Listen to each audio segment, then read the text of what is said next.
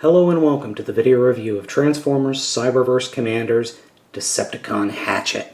Picked this guy up at Target for around 10 bucks, and I have to say I am pretty darn impressed with this little guy. Hasbro continues to make some really interesting Scout class size figures, even though Cyberverse Commander lines are a little bit sub-Scout class. This guy is really cool. He is a MiG fighter jet with a really ugly face. I think this guy showed up in the movie. I'm not totally sure. I want to say he was one of the 3 dreads that showed up. He does come with 2 accessories. They are these little missile drone things that attach to the wings in vehicle mode. They do fold out into a blaster and what looks to be a chain gun of some sort. And you just fold them over to form the flying missile drones. Very nice little touch there. Posability-wise is somewhat limited because he's a four-legged Decepticon. So, as I said, his posability is limited, but you do have very flexible ball joint and a hinge joint in the elbow, and then a hinge joint where the hand would be.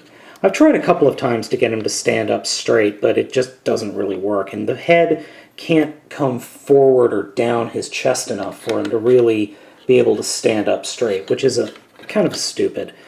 I do like the fact that he's got an extending tail and the nose cone extends here to form an even more convincing tail. So he's really like a dog or a cat transformer, which is very cool. Transformation for this guy is super simple.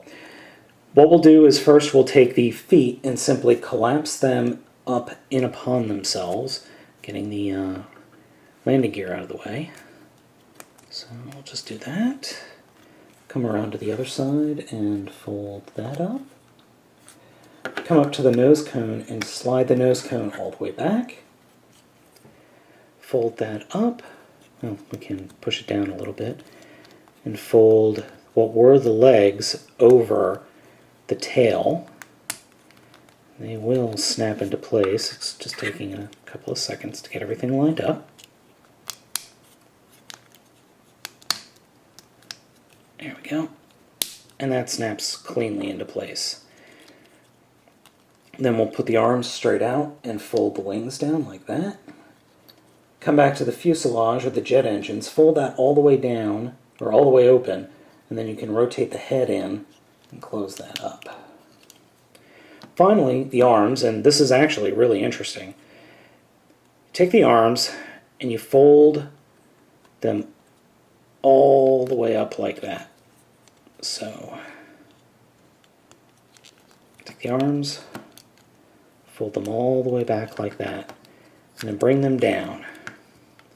And then you take the forearm, or underneath the forearm, and swing it all the way down to peg into the under fuselage.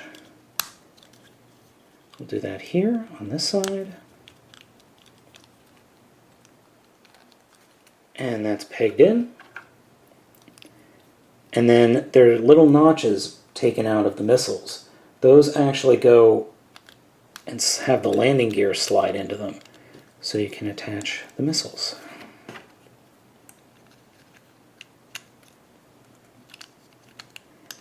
And getting things lined up on here is sometimes a little bit annoying. Not hard, just annoying.